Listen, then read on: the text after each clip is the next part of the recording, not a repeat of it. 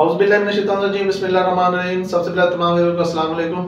Viewers, आज जो मेरी वीडियो है ये गंदम के अंदर पोटाश डालने के प्रोसीजर के ऊपर है कि हम गंदम के अंदर पोटाश कब डालें, कितनी मिकदार में डालें और किस कंपनी की जो पोटाश है वो सबसे ज्यादा बेहतर है। आज हम इसके ऊपर बात करते हैं। तो इससे पहले जिन व्यूअर ने मेरे चैनल को सब्सक्राइब नहीं किया वो मेरे चैनल को सब्सक्राइब कर लें और साथ ही बेल के आइकन को प्रेस कर लें ताकि जो मेरी नेक्स्ट वीडियो आए तो आपके पास इसका इंटीमेशन आ जाए। अब हम चलते हैं अपनी वीडियो की तरफ। सबसे पहले हम ये जानने की कोशिश करते हैं कि पोटाश गंदम के अंदर क्यों जरूरी होती है। इंसान की ख्वाहिश होती है कि मेरी फसल की जो है वो पैदावार ज़्यादा से ज़्यादा आए।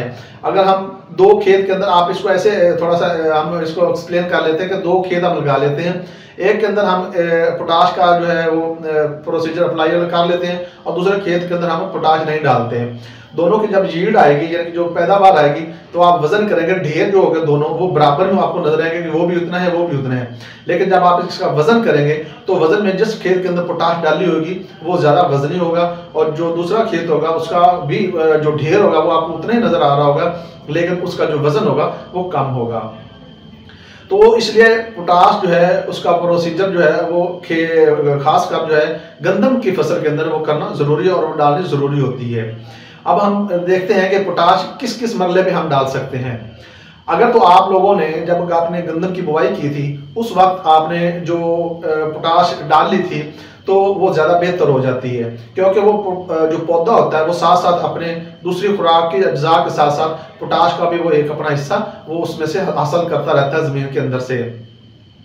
जो 40% पोटाश है तकरीबन वो गोब से पहले यानी कि उगाव से लेकर गोब की हालत तक आने तक जितना भी ये प्रोसीजर होता है तब तक जो पोटाश आपने इसको नीचे यानी कि एट द टाइम ऑफ इसको यानी कि कल्टीवेशन के टाइम पे जब जो भी आपने इसको पोटाश यानी कि एमओपी आपने डाली होगी या एसओपी आपने डाली होगी तो वो तकरीबन 40% जो है वो कंज्यूम कर लेता है। पौधे की जड़ें मजबूत हो जाती हैं और वो तरोताज़ा और तवाना रहता है।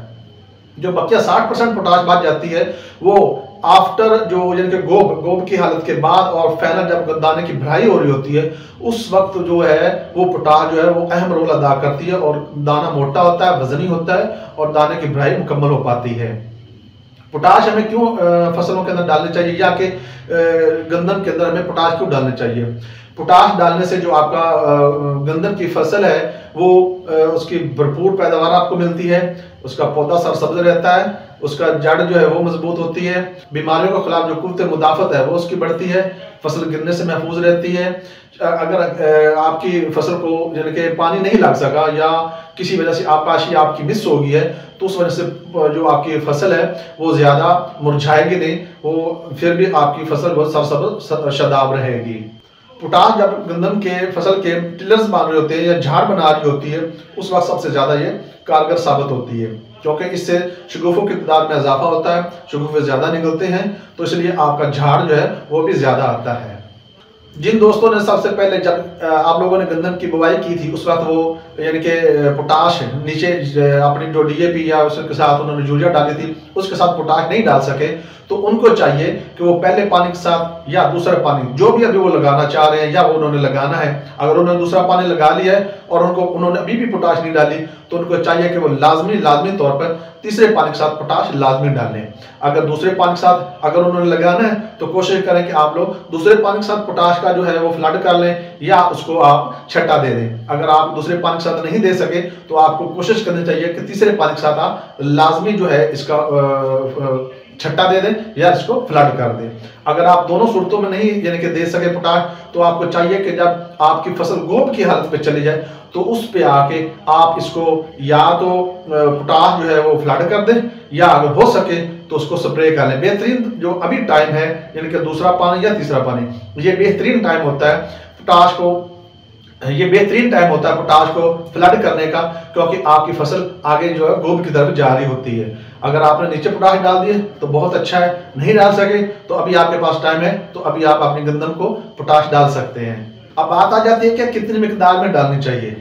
अगर तो वीवर आपने गंदम की बिजाई के वक्त आपने उस वक्त पोटाश डालनी थी, वो कुछ लोगों ने डाली होगी।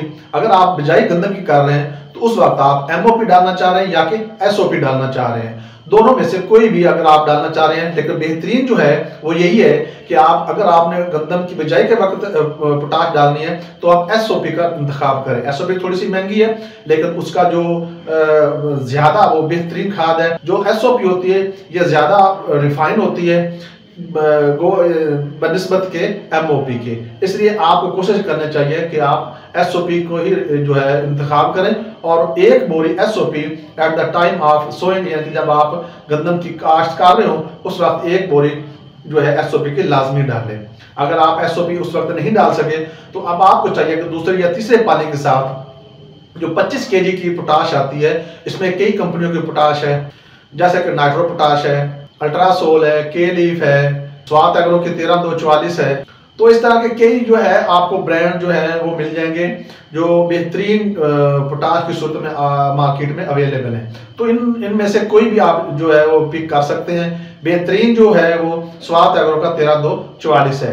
आप उस कोशिश करें कि वो ले लें। अगर वो आपको नहीं मिलता तो आप कोई भी किसी अच्छी कंपनी का जो पोटाश है वो आप लेके कोशिश करें कि 25 kg का वो एक बैग है वो ले। जो भी ये ब्रांड्स हैं ये लेके आप कोई भी एक ब्रांड लेके आप दूसरे पानी के साथ या कि तीसरे पानी के साथ आप फ्लड कर दें। तो ये आपकी जो, और फ्लड कितनी करनी है, कोशिश करें कि 8 से 12 kg, यानी कि अगर आपने 8 kg डालनी है 1 एकड़ को तो आप कोशिश करें कि 4-4 kg करके 2 दफा डाल लें। अगर एक ही दफा डालें तो एक ही दफा डाल सकते हैं। अगर आपका तीसरा पानी है तो आप एक ही दफा 8 kg डाल दें। अगर आपका दूसरा पानी और फिर उसके बाद आपने तीसरा पानी में भी लगाना है तो कोशिश करें कि 4 kg जो है वो पोटाश, जो 25 kg वाला आपने बैग लिया, के लीफ का लिया है, 16 पोटाश का लिया है, स्वात एग्रो का 13244 वाला वो लिया है, कोई भी आपने वो बैग लिया तो उसमें से आप वो 25 kg का बैग होगा वो आप 2 एकड़ के अंदर इस्तेमाल कर सकते हैं।